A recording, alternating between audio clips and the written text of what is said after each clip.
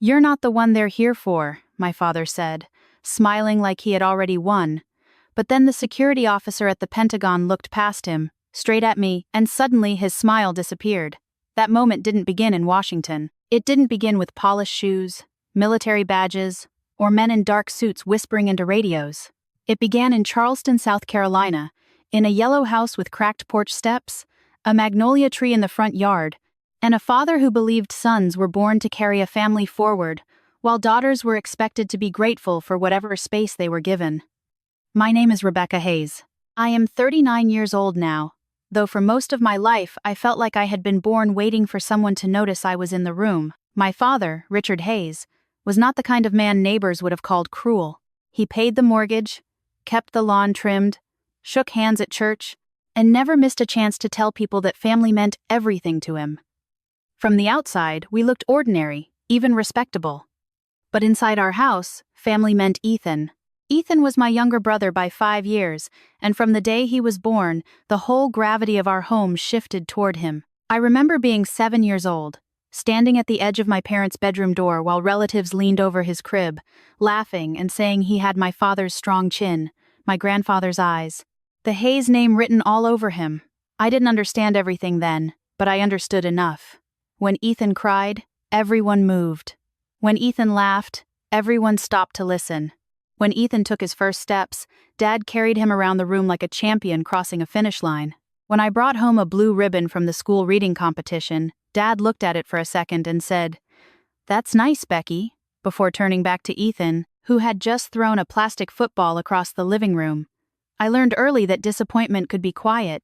It didn't always slam doors or shout your name. Sometimes it sat at the dinner table wearing your father's face, asking your brother about practice while your own good news cooled in your throat. By the time I was 12, Ethan's trophies had taken over the shelves in the den. Football photos, Little League medals, framed certificates for perfect attendance, anything with his name on it found a place where guests could see it.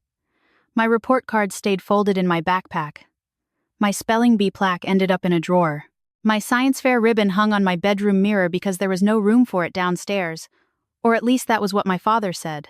"Don't be sensitive," he'd tell me whenever I went quiet. "Your brother needs encouragement. Boys have pressure you don't understand." I wanted to ask him what kind of pressure came from being invisible, but children don't always have the language for their own wounds. So I became good at swallowing words. I studied harder.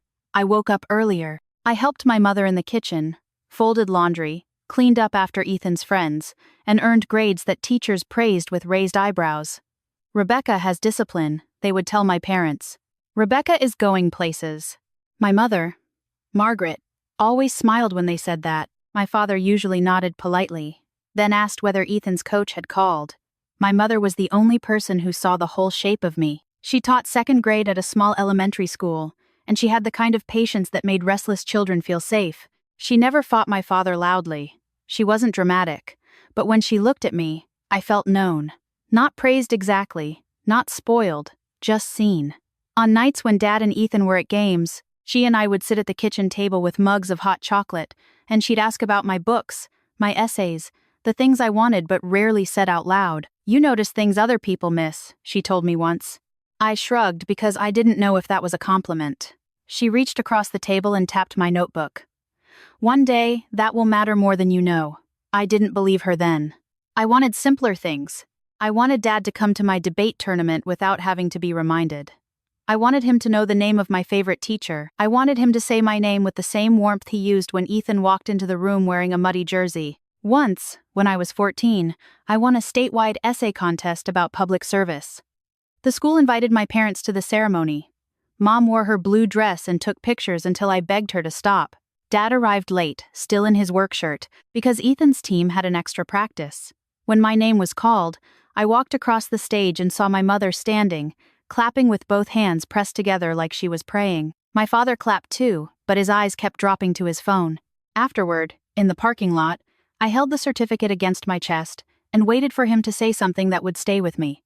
He glanced at the paper and said, "Good job. Now hurry up. Ethan's game starts in 20 minutes. I remember the heat rising behind my eyes. I remember Mom's face tightening. I remember Ethan already climbing into the back seat, asking if we could stop for fries. That was the day something inside me changed. Not broke exactly. Hardened maybe. I stopped expecting the house to become fair. I stopped imagining some perfect evening when Dad would realize what he had missed. Instead, I began making quiet promises to myself. I would leave Charleston one day. I would build a life that did not depend on being chosen. I would become someone no one could dismiss with a distracted nod. Still, even the strongest promise can feel fragile when you're young and lonely. There were nights I cried into my pillow so softly that no one heard me. Or maybe Mom heard. Mothers often do. One Sunday evening after church, Dad spent the whole ride home talking about Ethan's future. College scouts, scholarships, the Hayes name, how proud my grandfather would have been. I sat in the back seat watching oak trees blur past the window while my own acceptance letter to a summer leadership program sat unopened on the kitchen counter. Later that night, Mom knocked on my door. "Becca?" I wiped my face quickly. "I'm fine." She opened the door anyway. She sat beside me on the bed and didn't say anything for a while. That was one of her gifts. She never rushed pain out of a room. "Finally," she said. "Your father sees the world through old windows." I looked at her. "What does that mean?" She smiled sadly. "It means he thinks he knows what strength looks like. He thinks it looks like your brother." I laughed, but it came out bitter. "Maybe it does." "No," she said, and her voice was firmer than I expected. "Strength is not always loud. Sometimes it is the child who keeps going when nobody is clapping." I stared at the floor because if I looked at her, I knew I would cry again. She took my hand and squeezed it. "Listen to me. One day, people will know exactly who you are." I wanted to believe her. I really did. But outside my bedroom, I could hear my father laughing at something Ethan had said. And the sound made her words feel like a beautiful lie.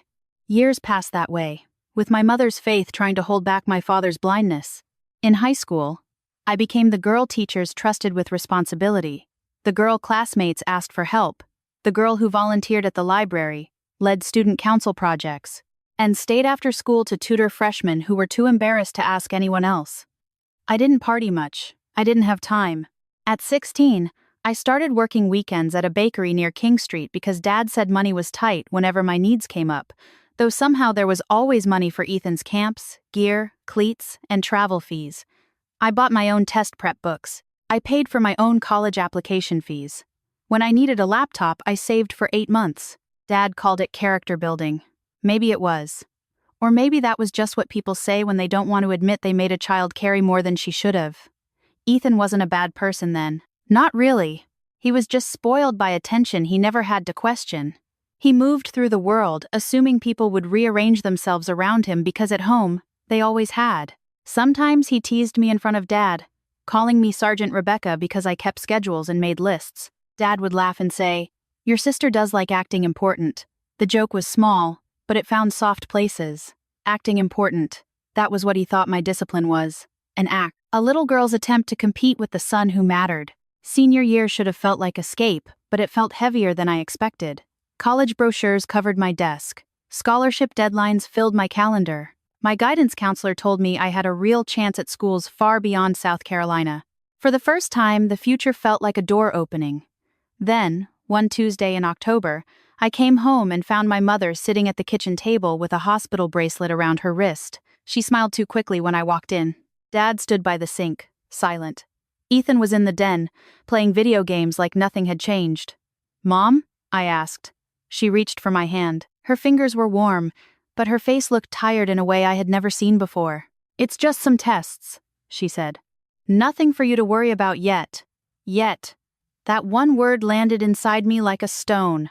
Over the next few weeks, our house filled with whispers, appointments, phone calls, and the kind of fear adults try to hide from children even when the children are almost grown. Mom kept teaching as long as she could.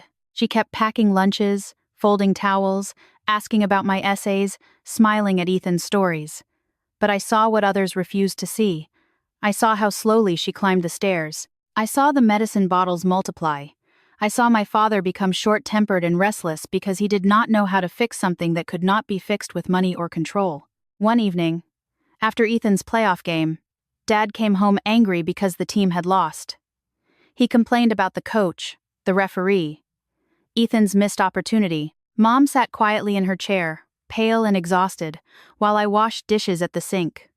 My scholarship interview was the next morning. No one had asked about it. I looked over at her, and she gave me the smallest smile, the kind that said, "I know." After Dad went upstairs, she called me over. "Tomorrow matters," she whispered. I knelt beside her chair. "You remembered?" Her eyes filled with something that hurt worse than sadness. "I remember everything about you." I pressed my forehead against her hand, and for a moment I was a child again, desperate and afraid. She brushed my hair back with trembling fingers. "Promise me something, Becca, anything. No matter what happens in this house, don't shrink yourself to fit inside someone else's opinion." I closed my eyes. "I promise." She looked past me toward the hallway, where Dad's footsteps creaked above us. "Your father may take longer than he should. Ethan may never understand. But one day, the right people will see you clearly." I wanted to tell her I didn't need the right people. I needed her. But the words wouldn't come.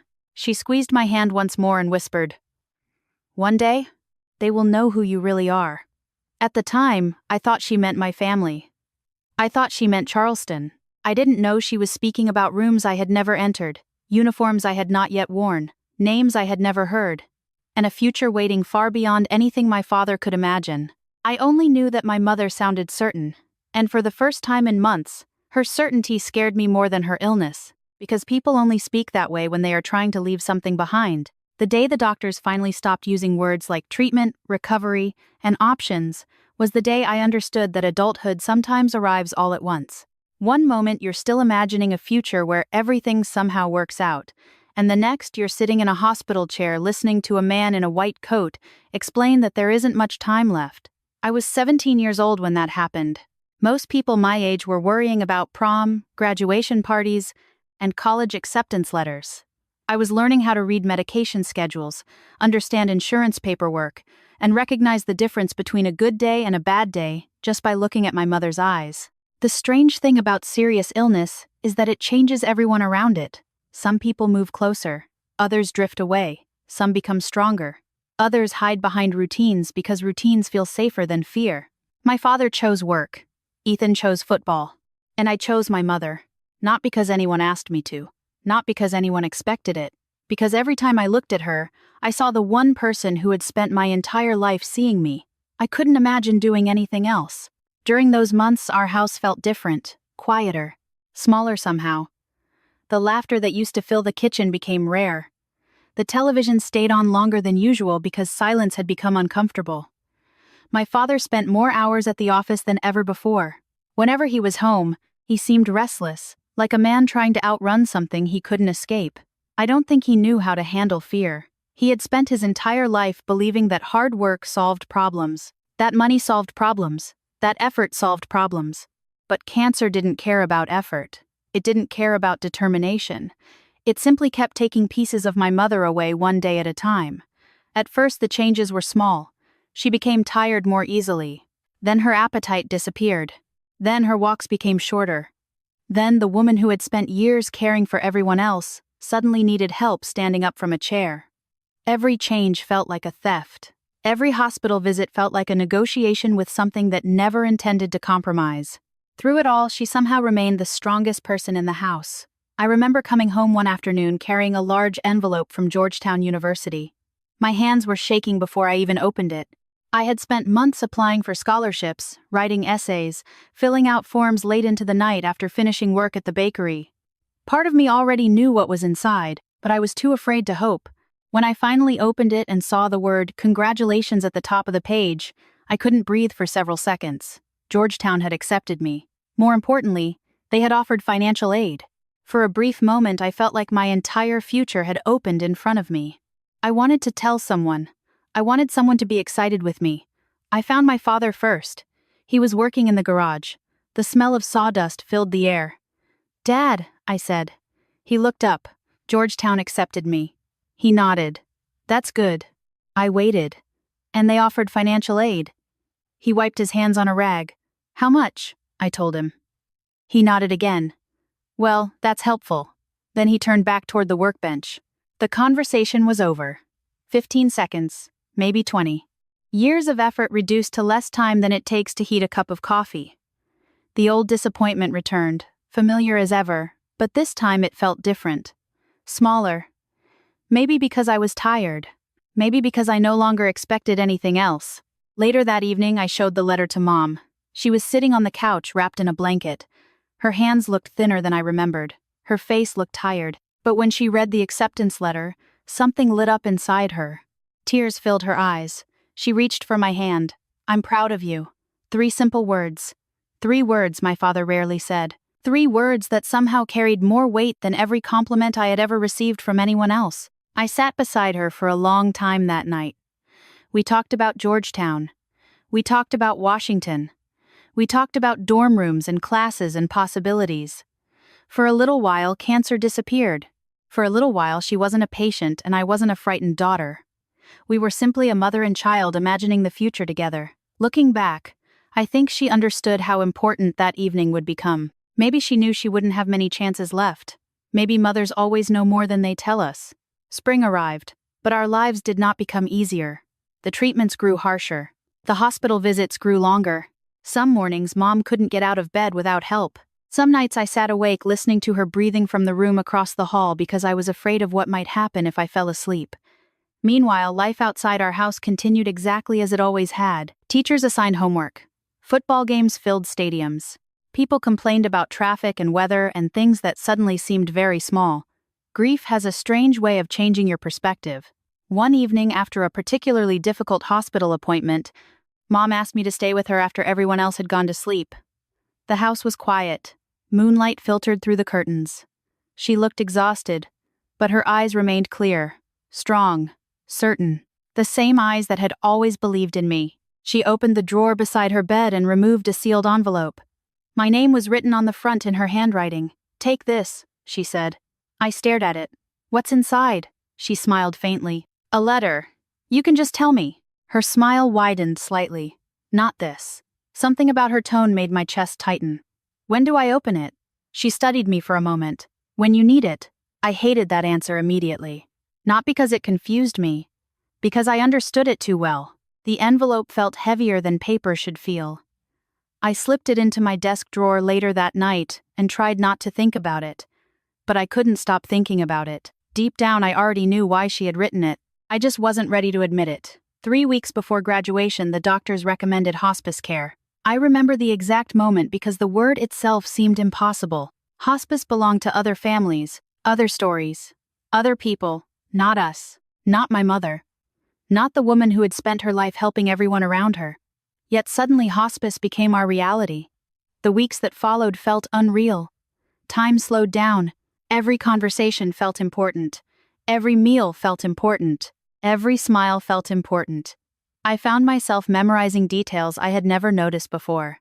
The way she tucked her hair behind her ear. The way she laughed when she was genuinely amused. The way she always squeezed my hand twice instead of once.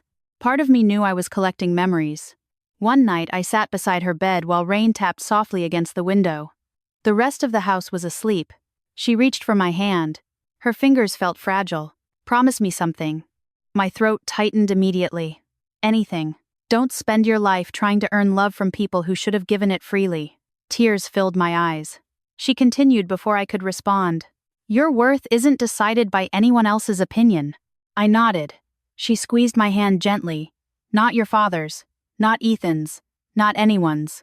I looked away because I could feel myself breaking apart. She waited until I looked back at her. Then she smiled. "You're stronger than you think." For several moments neither of us spoke. The rain continued outside. The room felt impossibly still. Then she whispered the words that would follow me for years. "One day they'll see." I swallowed hard. "Who?" Her smile never faded. "Everyone." Those were the last clear words she ever spoke to me. 5 days later she was gone. The funeral brought half of Charleston together. Former students, teachers, parents, neighbors, people I had never met. Everyone seemed to have a story about my mother. How she stayed after school to help struggling children. How she quietly paid for lunches when families couldn't afford them. How she remembered birthdays. How she listened. How she cared. Standing there, listening to person after person describe the impact she had made on their lives, I realized something important. Real greatness rarely announces itself. Real greatness changes people quietly. My mother had done that for decades. After the funeral, the house felt emptier than I thought possible. For the first time in my life, there was no one standing between me and the silence. No one translating disappointment into encouragement. No one reminding me that I mattered. Graduation arrived 3 weeks later. I walked across the stage with honors. The auditorium erupted in applause. Families stood, cameras flashed, smiles filled the room. Instinctively, I searched the crowd for my mother. For 1 second, I forgot. Then I remembered. The empty seat hit me harder than anything else that day. That night, after everyone had gone to bed, I sat alone in my room. The house was silent. My graduation medal lay on the desk. My acceptance letters sat stacked beside it, and inside the drawer waited the envelope Mom had given me. My hands trembled as I picked it up. For several minutes I simply stared at it. Then I finally opened it. Inside was a handwritten letter. I unfolded the paper carefully. The moment I saw her handwriting, tears blurred my vision. I began reading. By the time I reached the second paragraph, I realized my mother had left me something far more valuable than advice. She had left me a direction. And before I finished the final sentence, I understood that the future I thought I wanted was about to change forever. I must have read my mother's letter 20 times that night. Maybe more. The words never changed, but somehow they felt different every time I looked at them. She hadn't filled the pages with dramatic advice or grand speeches. That wasn't who she was. Instead, she had written about choices, about purpose, about the difference between building a life that impressed people and building a life that mattered. Near the end of the letter was a sentence I couldn't stop thinking about. You were never meant to spend your life proving people wrong. You were meant to spend it serving something bigger than yourself. I sat on the edge of my bed long after midnight staring at those words. Serving something bigger than yourself. At 17 years old, I wasn't entirely sure what that meant. I only knew that for the first time since her death, I felt something other than grief. I felt direction. Over the next few weeks, I carried the letter everywhere. Sometimes folded inside my backpack, sometimes tucked into a notebook, sometimes simply stored in my memory. Whenever fear crept in, I read it again. Whenever I doubted myself, I read it again. Whenever I wondered whether any of my effort mattered, I read it again. College was supposed to begin that fall. Georgetown still waited for me. The acceptance letter sat framed on my desk. Most people assumed my future was already decided. Teachers congratulated me. Friends asked about Washington. Guidance counselors discussed class schedules and housing applications. Yet something inside me felt unsettled. It wasn't that I no longer wanted college. It was that my mother's words had awakened a question I couldn't ignore. What exactly was I building my life for? One afternoon, several weeks after graduation, I drove alone to the waterfront. Charleston Harbor stretched beneath a bright summer sky. Cargo ships moved slowly across the water. Seagulls drifted overhead. I sat on a bench reading my mother's letter once again. When I reached the final page, my eyes wandered toward a large naval vessel in the distance. I had seen ships before. Charleston had always been connected to military history, yet that day something felt different. For reasons I couldn't explain, I kept watching. The vessel seemed purposeful, disciplined. Every person aboard had a role. Every action mattered. No one cared who your father was. No one cared whether you had been the favorite child growing up. Results mattered. Service mattered. Character mattered. The thought stayed with me all afternoon. A week later, I found myself standing outside a United States Navy recruiting office. The building wasn't impressive. It sat between a tax preparation business and a sandwich shop in a small shopping center. I almost laughed when I saw it. Life-changing decisions weren't supposed to begin in places that ordinary. Yet there I was. For nearly 10 minutes, I sat in my car arguing with myself. Maybe I was being impulsive.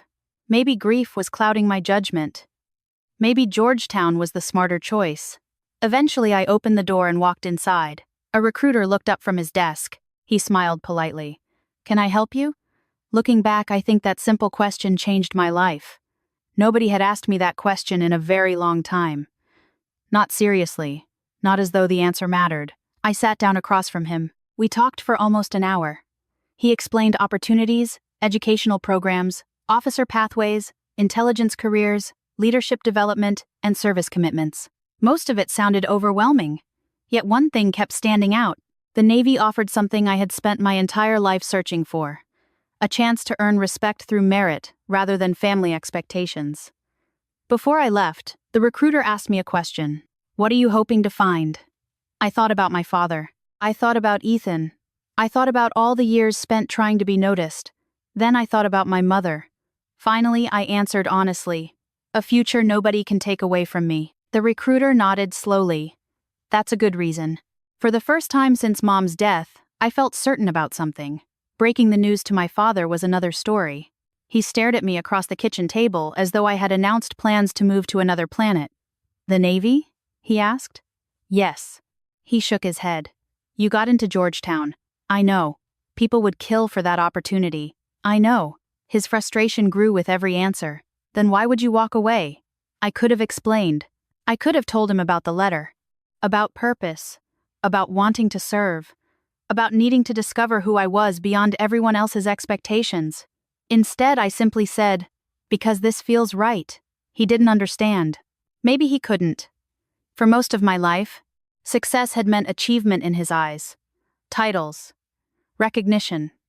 Prestige. What he didn't understand was that I wasn't chasing prestige anymore. I was chasing meaning.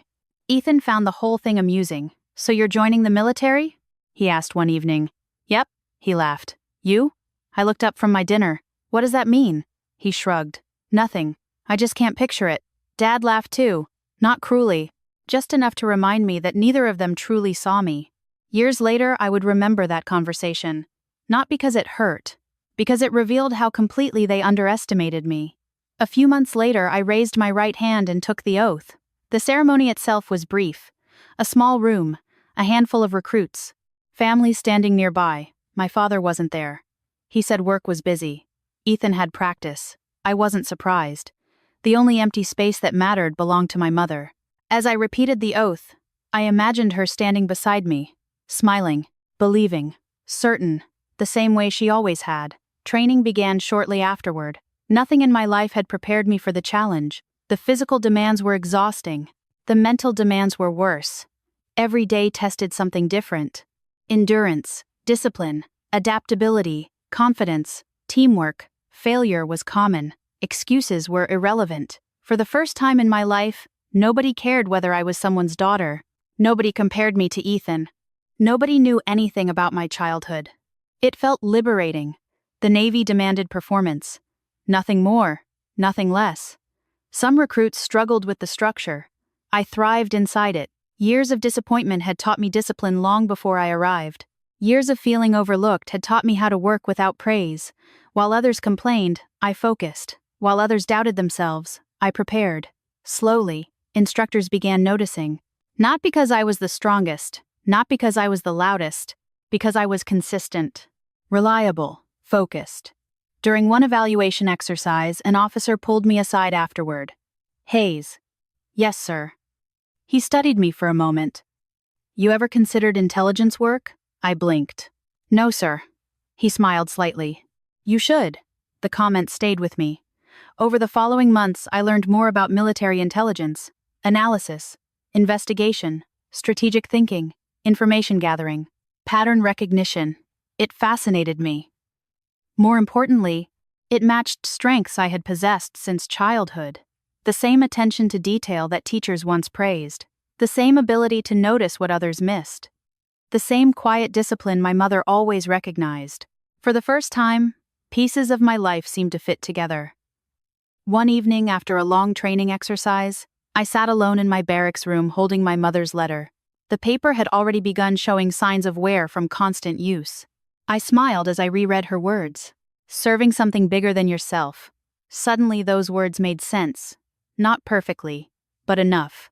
For the first time, I wasn't building my future around proving my father wrong. I wasn't chasing approval. I wasn't chasing recognition. I was becoming someone. Someone my mother had seen long before I ever did. Several months later, I received official notification that I had been selected for advanced intelligence training. The opportunity was competitive, prestigious, rare. My instructors congratulated me. Fellow recruits shook my hand. Even I felt proud. That night I called home. Dad answered. I explained the selection process, the training program, the significance of the opportunity. When I finished, there was a short pause. Well, he finally said, that's nice. The exact same words he had used after my spelling bee. The exact same words he had used after Georgetown. For a second, I almost laughed.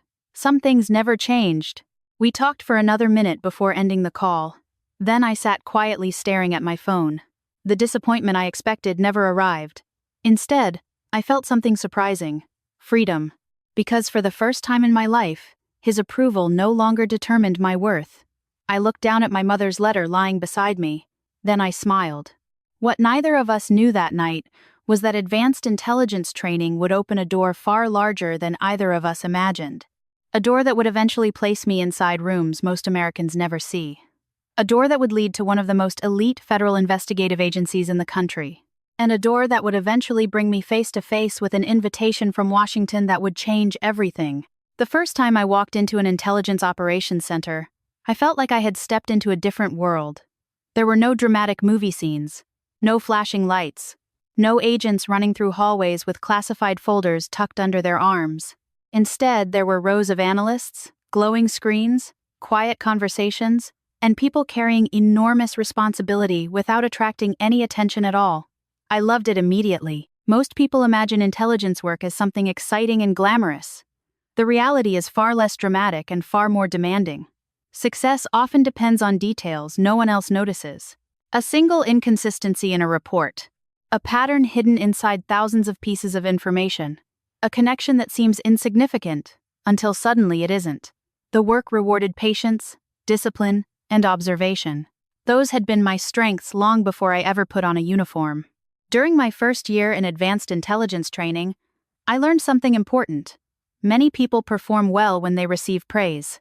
Fewer people perform well when nobody is watching. I belonged to the second group. Years of feeling overlooked had unintentionally prepared me for a career built on quiet excellence. While others competed for recognition, I focused on preparation. While others worried about who received credit, I worried about getting the answer right. Instructors noticed. Supervisors noticed. Opportunities began appearing. One assignment led to another. One recommendation opened the door to the next. Slowly, the career I had never imagined for myself started taking shape. The funny thing about success is that it rarely feels dramatic while it's happening. Looking back, people often imagine a series of major turning points. In reality, most careers are built through hundreds of small decisions made consistently over time.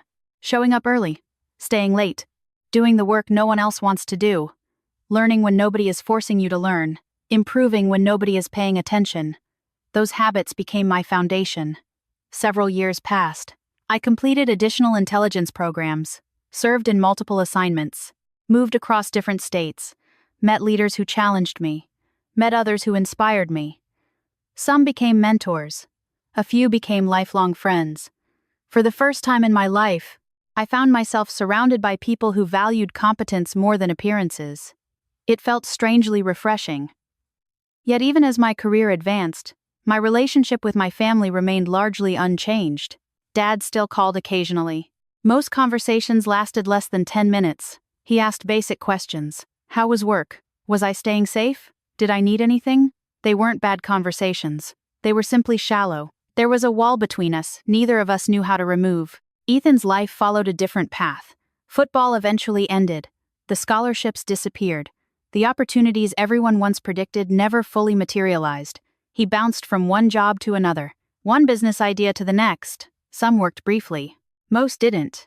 Dad continued supporting him financially and emotionally whenever things fell apart. Sometimes I wondered what my own life would have looked like if I had received even a fraction of that support. Then I would remind myself of something important. Resentment is expensive. It costs more than most people realize.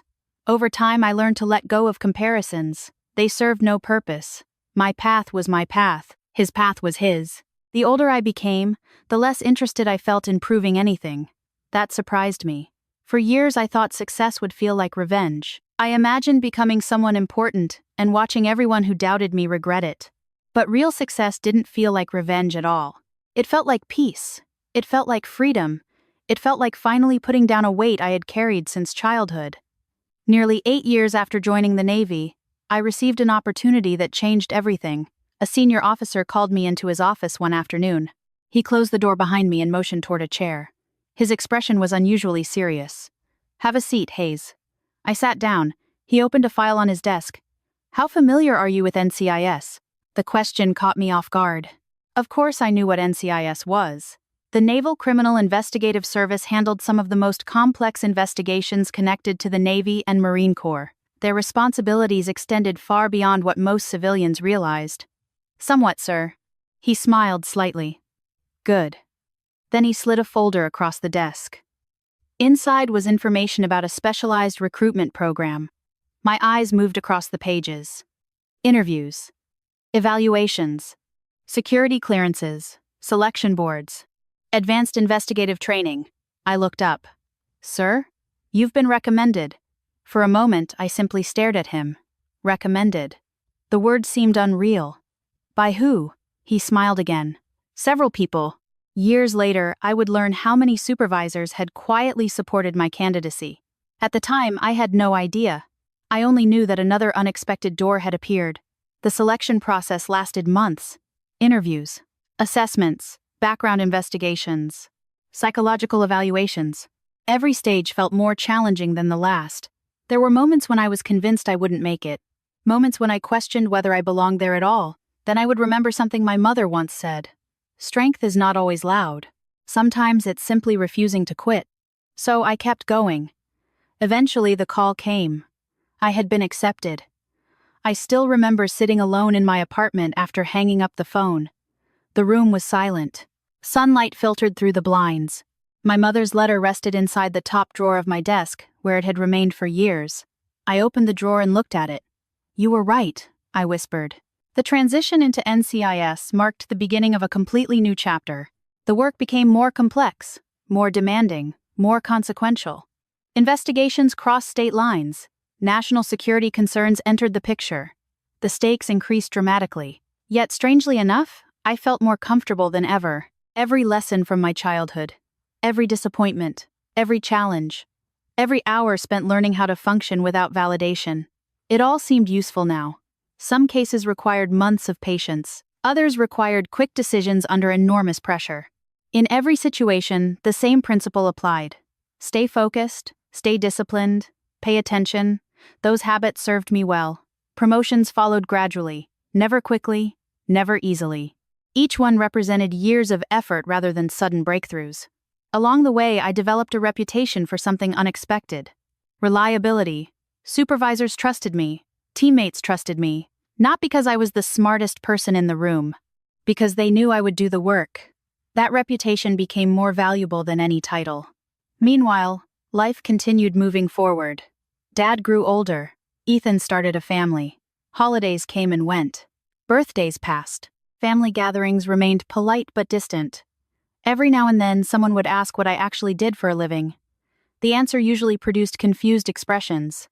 Government investigations, I would say. Most people quickly changed the subject. That suited me fine. The less attention, the better.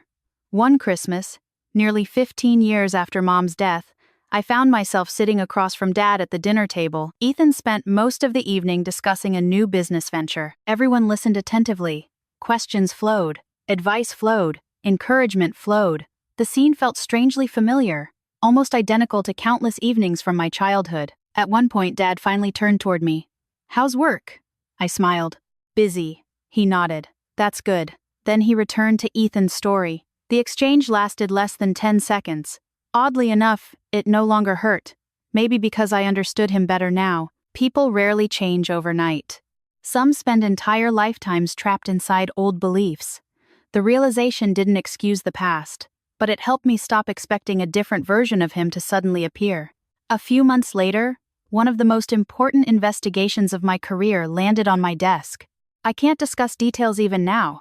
Certain information remains protected for good reason. What I can say is that the case involved multiple agencies, national security concerns, and risks far greater than anything I had encountered before. For nearly a year, our team worked relentlessly. Long nights became normal. Weekends disappeared. Mistakes carried enormous consequences. The pressure tested everyone involved. Yet something unexpected happened. The skills I had spent years developing suddenly became critical. Patterns others overlooked stood out to me. Connections emerged, leads developed. Slowly, piece by piece, the investigation moved forward. Eventually, it concluded successfully. The public never learned most of what happened. That was fine. Recognition had never been the goal. protecting people was. Afterward, life returned to normal. Or at least it seemed to. Months passed. New assignments arrived.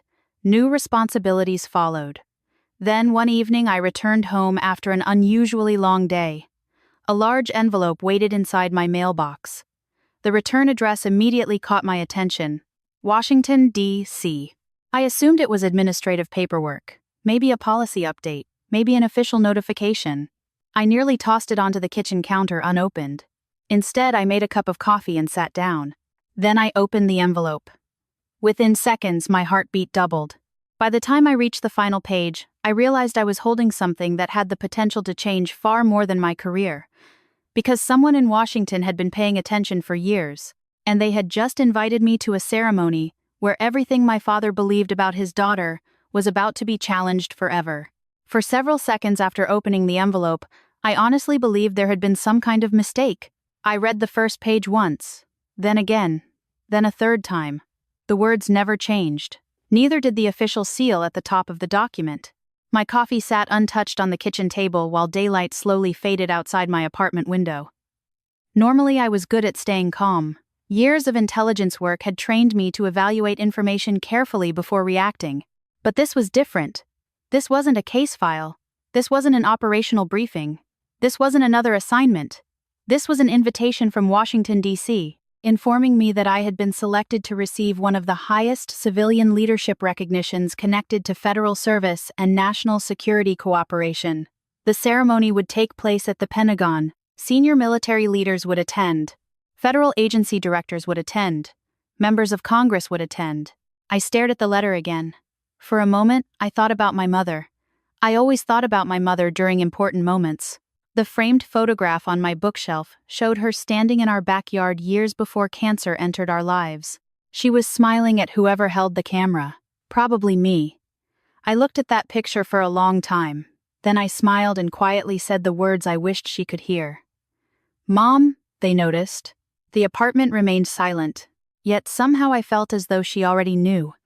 The following morning I called the number listed in the invitation. A professional woman answered immediately.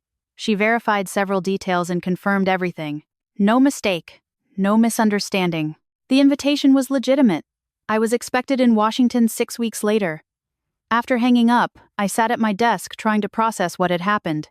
Throughout my career, I had received commendations, awards, and recognition from supervisors. Those moments mattered, but this felt different. This reflected decades of work.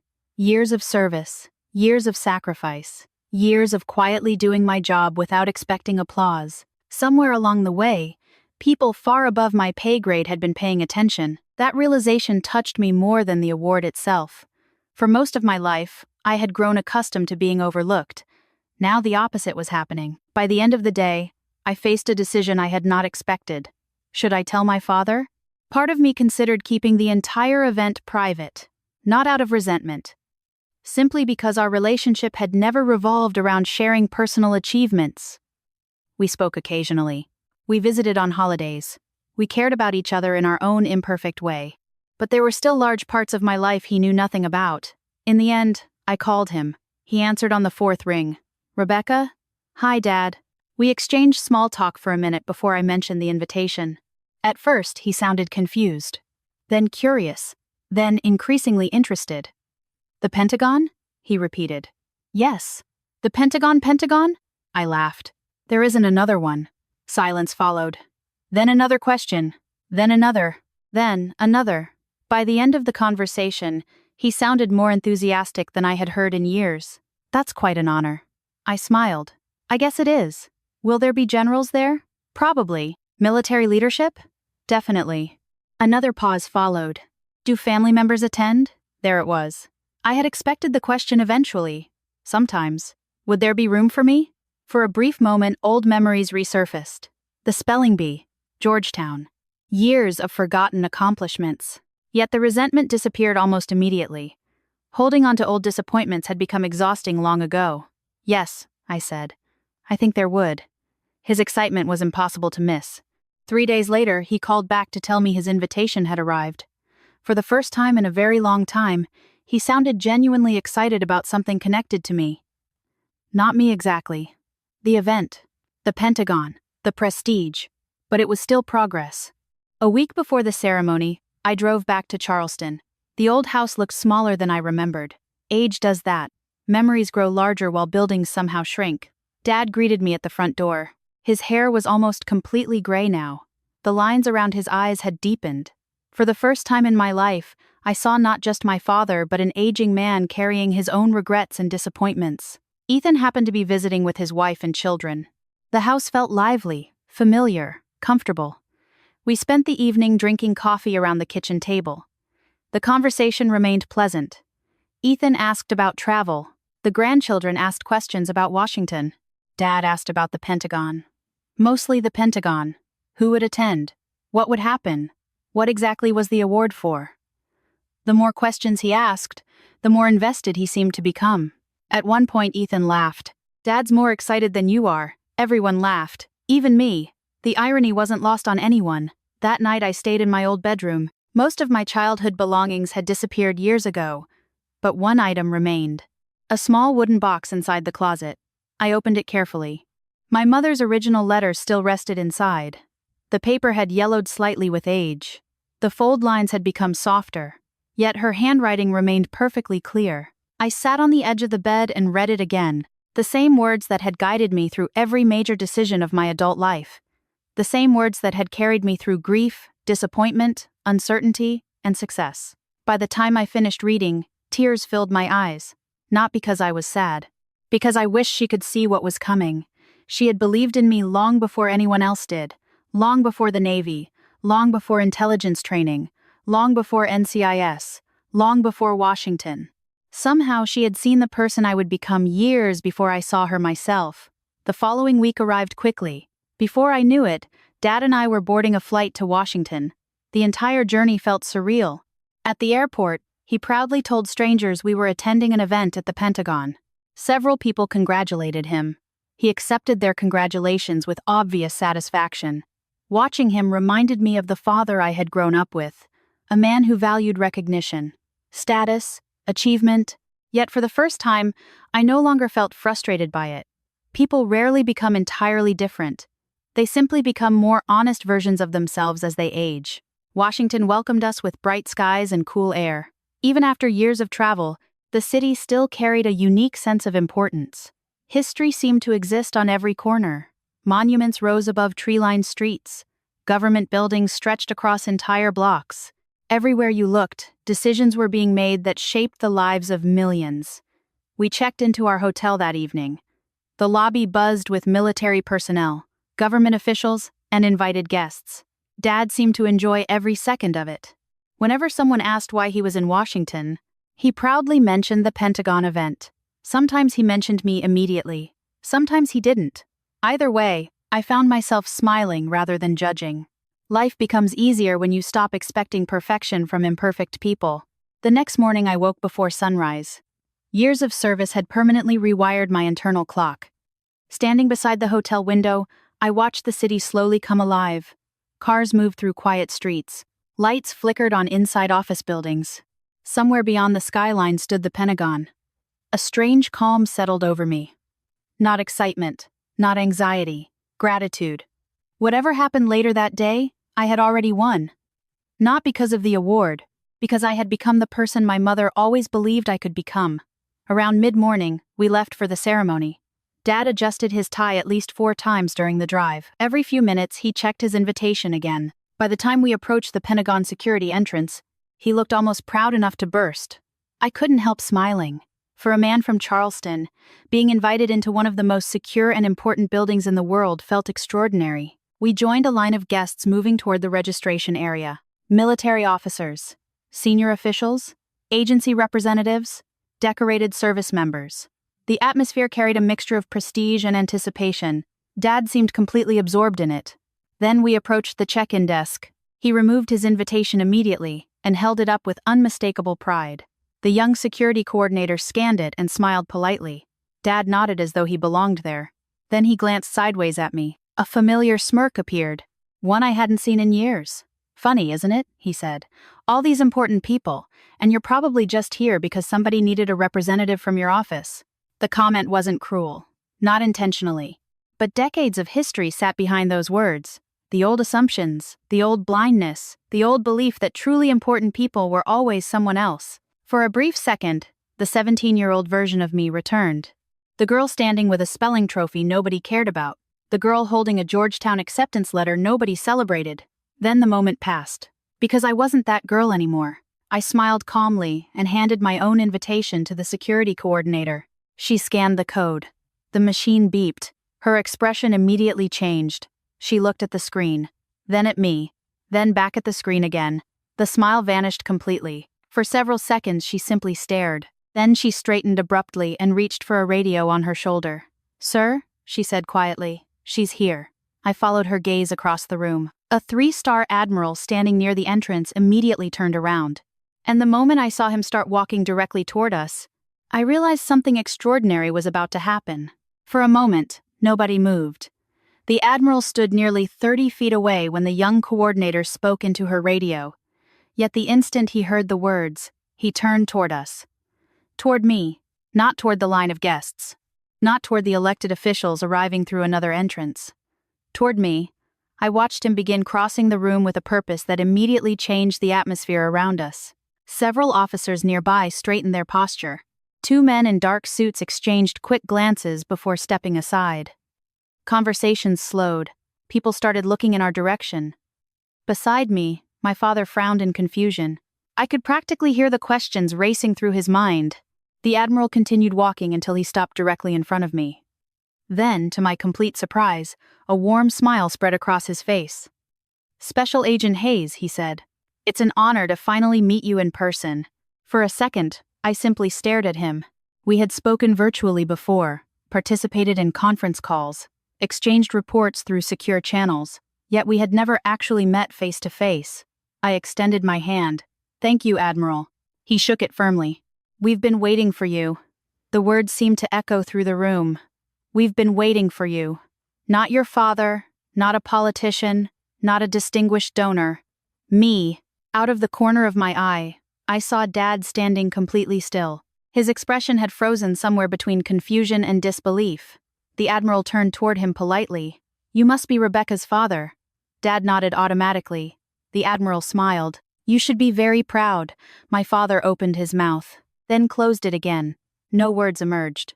For most of my life, he had struggled to express pride where I was concerned. Now one of the highest-ranking officers in the United States military had done it for him. Before either of us could say anything else, another man approached. I recognized him immediately, the director of NCIS. He stepped forward and shook my hand. "Rebecca, it's good to finally meet you in person." Around us, people were openly staring now. My father's eyes moved from the Admiral to the NCIS director and back again. I could see him trying desperately to understand what was happening. The director smiled toward him. "Your daughter has made a remarkable impact." Dad simply nodded. I had never seen him look so completely unprepared. We were escorted through a separate entrance and into the main ceremonial hall. The room itself was breathtaking. Military flags lined the walls. Large screens displayed the names of honorees. Rows of seating stretched across the floor. Senior officers, agency directors, members of Congress, and distinguished guests filled the room. An usher approached us immediately. "Special Agent Hayes, right this way." She guided me toward the front section, the very front section. Not family seating, not guest seating, the honoree section. Dad stopped walking. "Rebecca?" I turned toward him. "What?" He looked around uncertainly. "This is where you're sitting?" Apparently. The realization finally began settling across his face. He had spent the entire trip believing I was attending an important event. He was only now understanding that I wasn't attending the ceremony. I was one of the reasons it existed. A few minutes later, the program began. Speakers took the stage. Military leaders discussed service, sacrifice, and leadership.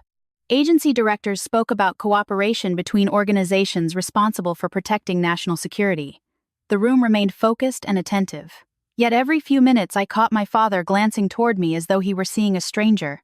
Maybe, in some ways, he was. Eventually, the presentations reached the awards portion of the ceremony. One by one, names were announced. Applause filled the room repeatedly. Then I heard my own name, Special Agent Rebecca Hayes. The sound seemed distant at first, almost unreal. Applause erupted across the hall. I stood and began walking toward the stage. The citation was read aloud as I approached. It described years of service, intelligence operations, interagency investigations, leadership contributions, national security efforts, mentorship programs, community initiatives supporting military families. Listening to it felt strange. Those accomplishments didn't feel extraordinary because I had lived them one day at a time. Yet hearing them presented together created an entirely different picture. A picture of a life spent serving something larger than myself. As I reached the stage, the Secretary of Defense greeted me. Cameras flashed. The audience applauded again. I accepted the medal and shook his hand.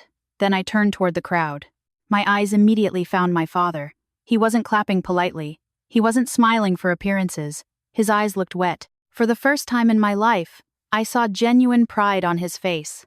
Not pride borrowed from Ethan's achievements. Not pride connected to a family name. Pride directed entirely toward me.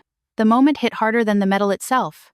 After the ceremony ended, hundreds of guests gathered throughout the hall. Conversations filled every corner of the room. Military leaders approached to introduce themselves. Federal officials congratulated me. Former colleagues shared stories. The entire experience felt surreal. Yet throughout all of it, my attention kept returning to my father.